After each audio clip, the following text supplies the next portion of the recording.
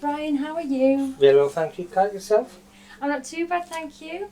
I noticed, well, we've had some feedback from the trainers. You went on a training session to do your CV, and they've identified that you were having a bit of trouble with the computers. Is that right? Yes, because I've worked in steel industry for 40 odd years, I have struggled with my basic skills issues and literacy and numeracy, and I'm just been asking what would be the best way forward for you to assist me in this matter to improve my basic skills. Obviously, with every job you're going to need a CV anyway. Yeah. So is that something you think that you might need some support with? Yes, definitely, because I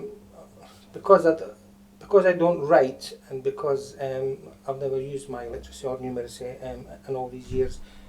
I might be dyslexic, I can't use a computer. In this scenario, what we're going to do is I've got a customer who's got basic numeracy and literacy needs, so we're going to address how we're going to deal with that and support him through that.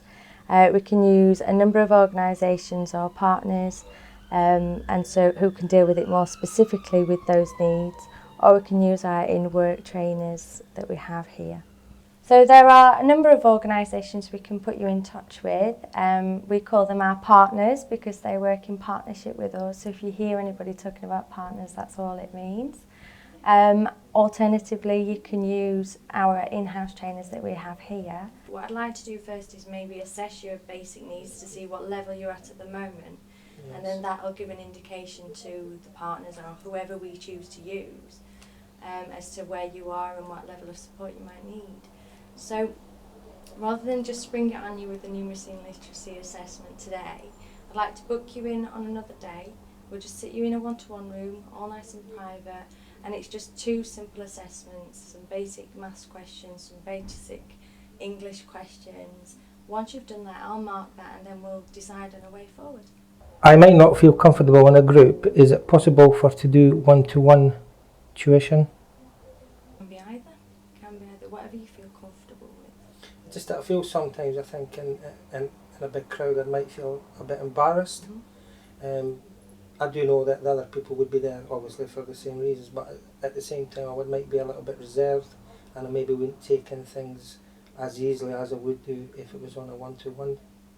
I mean, obviously there was nothing to be embarrassed about, as you know. You're not in the minority.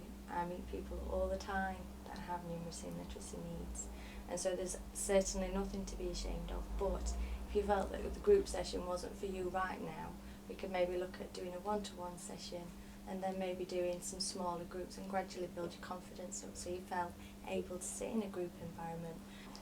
It really depends on you as an individual rather than a one-size-fits-all, so don't worry about anything like that, and in any concerns you've got, you just need to speak to me about it and we'll see what we can do to fit your needs.